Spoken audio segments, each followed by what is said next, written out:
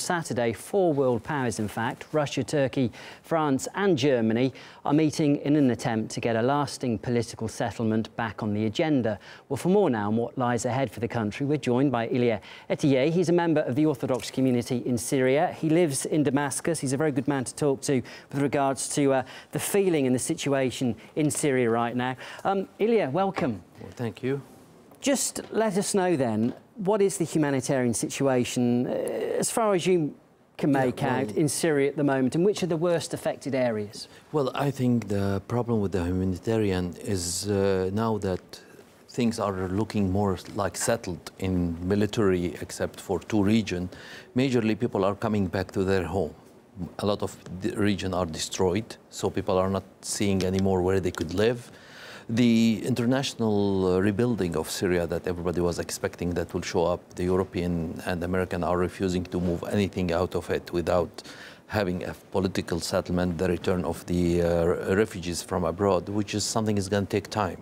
In the meanwhile, there are still cities where people cannot go back to their home because they need some financial support to rebuild it. So as far, things are better in security-wise. I mean, in Damascus, we used to have some times where we would worried about having some bombing from the area in Douma, Harasta, but now nothing like this. But people are not seeing enough where we're heading in the reconstruction, because no one is really worried about it. It's as if the big people were worried about how to finish or to get the war to the end. Now that the war didn't end up the way they were expecting, people are not giving any much help to humanitarian aid.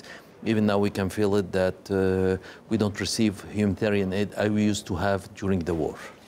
Can you then give us an idea of the sort of conditions people are living in? Because you say that people are returning to their homes. You can understand if a home has been completely destroyed, but also we see pictures where it's a street, isn't it? And there are still shells of buildings. Are people going back into those buildings, or how do they live? Some people are trying to rebuild, to repair the house they have to live in. But even that, the infrastructure is not there. So the government is doing their best to rebuild the infrastructure for those streets. Like, for example, we don't have any more power problem for electricity, water. Things are slowly. But the problem with the level of destruction, the Syrian government alone, no matter how they want to do it, they cannot go far with their capacity, financial, you know, after 7 years of war.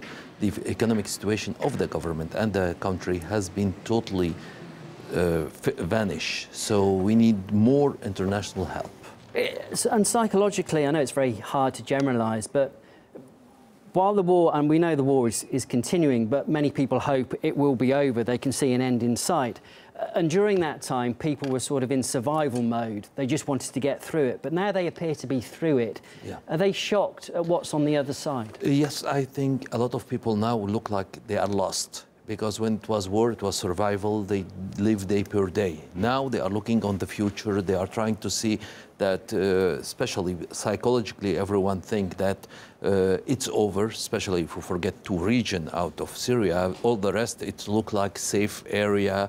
People are going back to normal life. But this normal life, people cannot really understand what's out of it, where we are.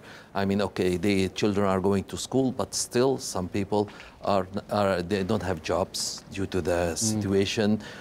So people are not really capable of seeing further down the road in the future where we are going. And I suppose there's a danger too that people are told, oh, you can return to your homes now, but they might not actually like what they're returning to, and they might think, well, our lives could be better outside of Syria.